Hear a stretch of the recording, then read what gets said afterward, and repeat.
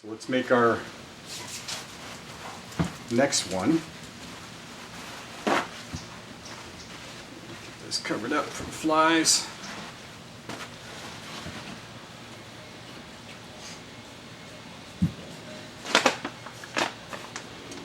Three cups of self-rising flour.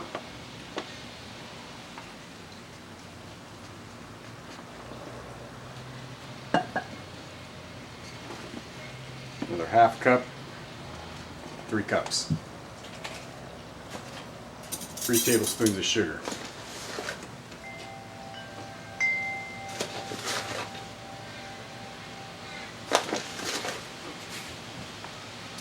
No salt. I have mild salsa. You could use hot. You can use, I don't know, whatever you want. Your own homemade salsa. What this salsa is going to do, I've drained most of it. There's a little bit of liquid in there. Actually, I got to drain a little bit more here. I don't want a lot of liquid in this. Recycling at its best. Try to get as much liquid out as possible. Put your salsa in there. This is a 16-ounce container. There's about half the salsa in there, so it's about 8 ounces of salsa.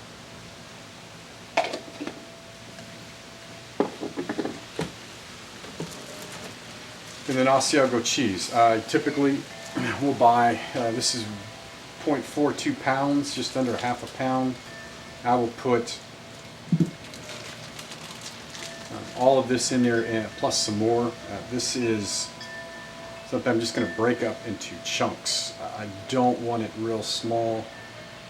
It has a unique saltiness to it. I really like this cheese, and I'm just brainstorming one day, coming up with different ideas and what could I throw in my beer bread to make it taste unique and really good.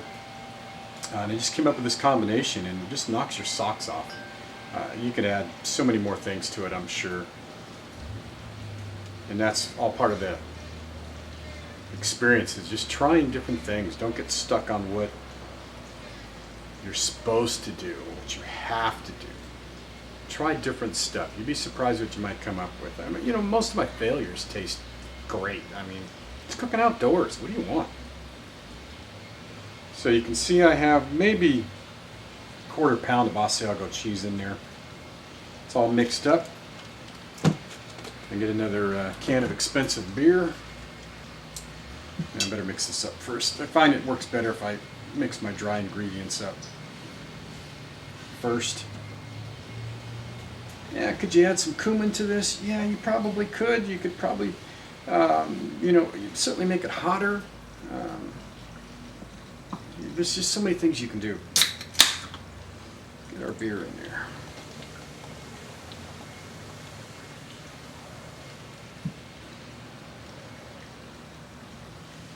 Now this beer bread, I find, is going to be a little bit more moist because of the salsa that's been added in there.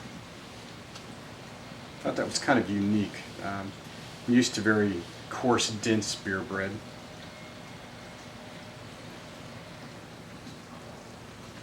Okay, give this another bit of beer.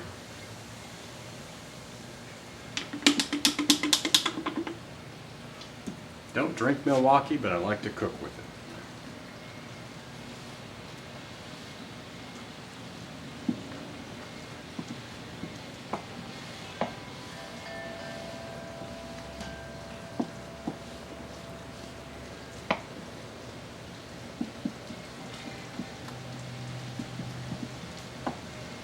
Just want to incorporate all the moisture into the flour. So I don't have any flour that isn't wet.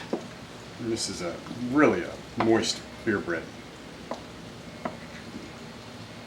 This is going to probably take the longest to cook, because it will be in an enclosed 10-inch Dutch oven.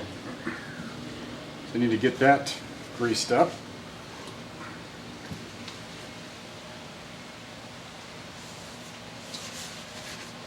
This is a really, really old Dutch oven that was handed down to me.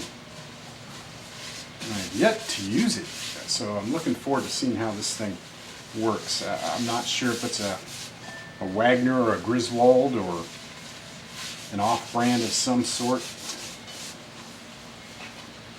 but it's gonna be perfect for what we're doing and for the grill. So let's get this plopped in there.